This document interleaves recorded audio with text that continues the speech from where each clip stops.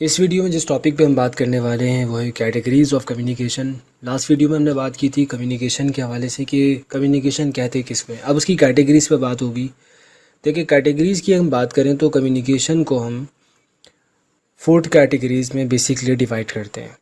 First one category is known as verbal communication, یعنی spoken, جب آپ بول کر اپنا میسج اپنے لوگوں تک، اپنی آڈینس تک پہنچاتے ہیں۔ یہ فیس ٹو فیس کمیونیکیشن بھی ہوتی ہے، ٹیلی فونک بھی ہوتی ہے، آپ نہیں بھی ہے سامنے لیکن آپ لفظوں سے اپنی بات پہنچا رہے ہیں۔ ریڈیو، ٹیلی ویژن اور ادر میڈیا، سوشل میڈیا بھی اس میں آ جاتا ہے، ٹی وی بھی آ جاتا ہے اس میں، صحیح، ویڈیو کال بھی آ جاتی ہے۔ اور آپ اس میں کیٹیگریز لے کر آ جائیں جہاں پر آپ لفظوں کا استعمال کر رہے ہیں، وہ فرسٹ کیٹیگری میں چلے جاتی ہے بات، یعنی وربل کمیونیکیشن۔ پھر وربل کے بعد ہے non verbal communication. Non verbal کا مطلب یہ ہوتا ہے کہ آپ بولتے نہیں ہیں بلکہ لفظوں کے علاوہ، یعنی اپنی باڈی لینگویج کے ذریعے یا اپنے جیسچر کے ذریعے یا اپنے فیشل ایکسپریشنز کے ذریعے، اپنے سٹنگ اسٹائل سے، اپنے ڈریسنگ سے، اپنے کسی بھی انداز سے جہاں آپ لفظوں کا استعمال نہیں کر رہے، وہاں پر آپ اپنا کوئی نہ کوئی میسج کنوے کر دیتے ہیں۔ یہاں تک کہ آپ کی جو آواز ہوتی ہے وہ بھی بتا دیتی ہے کہ آپ ایک میسج کنوے کر رہے ہیں، آپ کی ایموشنل اسٹیٹ کیا ہے۔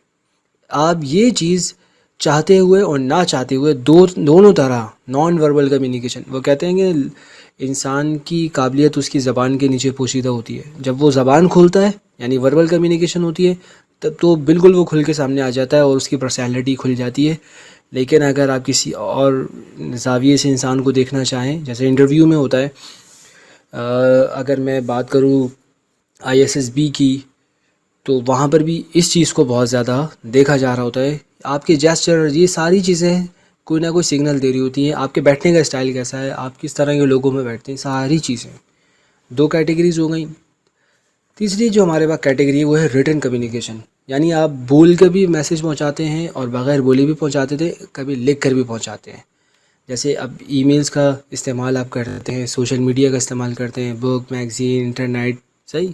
اچھا یہاں پر ایک کوشچن دوں آپ کو، کمنٹ میں بتائیے گا، وائس میسج جو ہم بھیجتے ہیں اور اسٹیٹس جو لگاتے ہیں واٹس ایپ، فیس بک وغیرہ، انسٹا پر، وہ کس کیٹیگری میں جاتا ہے، صحیح۔ اگر ہم فورتھ ون کیٹیگری کی بات کریں تو وہ ہے ویژولائزیشن، یعنی ہم کچھ دکھا کر اپنا میسج کنوے کرتے ہیں، اور یہ ایک ایسی چیز ہوتی ہے کہ جس کے اندر لینگویج بیریئر اگر آ رہا ہو تو اس کا مسئلہ ہٹ جاتا ہے۔ آپ سعودی عربیہ اگر وہ حج عمرہ کرنے جاتے ہیں یا کسی اور کنٹری میں تعلیم حاصل کرنے کسی غرض سے جاتے ہیں، وہاں پر جو چارٹ لگے، میپ لگے ہوئے ہیں، سائن بورڈز ہیں جس پہ لفظ نہیں ہیں بلکہ آپ ان چیزوں کو دیکھ کر میسج سمجھ جاتے ہیں کہ لیفٹ جانا ہے پھر رائٹ جانا ہے، یہ چیز ویژولائزیشن کے اندر آ جاتی ہے۔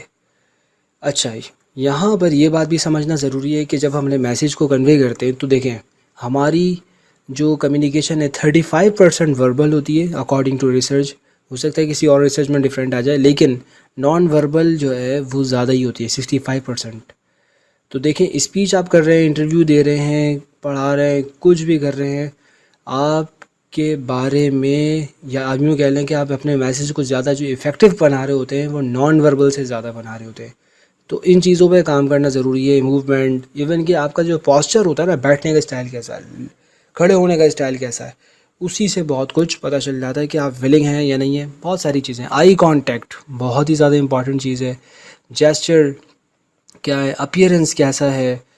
ایک بندہ ویسے ہی اٹھ کر کسی سے ملنے آ جاتا ہے تو وہ بتا رہا ہے کہ میں بالکل ڈسپلنڈ پرسن ہوں، صحیح ہے۔ ٹون آف وائس سے پتہ چل جاتا ہے کہ آپ کتنے زیادہ موٹیویٹیڈ ہیں یا کتنے زیادہ ایموشنل ہیں، ایکسائٹیڈ ہیں، اور آپ کی آواز ہی بالکل ڈاؤن ہو جاتی ہے، آپ بول رہے ہیں ہاں صحیح ہے یہ میں کر لوں، مطلب یہ کہ آپ شو کر رہے ہوتے ہیں کہ بس کر لوں گا میں، صحیح ہے۔ فیشل ایکسپریشنز بھی بہت کچھ بتا دیتے ہیں، صحیح۔ جیسے میں ایک بات کروں، اگر کسی شخص کے سامنے کوئی آفر کی جاتی ہے کہ یہ کام، اور اس کے چہرے پر فوراً جو ہے نا آثار آتے ہیں کہ ہاں میں بالکل ویلنگ ہوں، تو وہ اسے لالچ کا اور اس کے چاہنے نہ چاہنے کا ساری چیزوں کو پتہ لگا لیتے ہیں۔ اچھا یہی باتیں سمجھنے کے بعد یہ 2 لفظ بھی سمجھ لو ذرا تو آسانی ہو جائے گی، کبھی پیپر بھی آ جاتی ہے یہ چیزیں۔ ان کوڈنگ کسے کہتے ہیں اور ڈی کوڈنگ کسے کہتے ہیں، بس اس کے بعد ویڈیو ختم ہو رہی ہے۔ ان کوڈنگ کا مطلب یہ ہے کہ آپ جب اپنا میسیج سینڈر بن کر دوسروں تک پہنچاتے ہیں تو یہ کوڈنگ ہے. تو انکوڈنگ کا مطلب یہ بنا کہ جب میسیج پہنچایا جا رہا ہے، اور ڈی کوڈنگ کا مطلب ہے جب بندہ اس کو سنتا ہے تو وہ اس کو ڈی کوڈ کرتا ہے. مطلب یہ کہ اس کو میں ایک ایگزامپل سے بتاؤں، جو آپ کے الفاظ ہوتے ہیں نا، وہ سمجھ لیں ایک باکس ہے.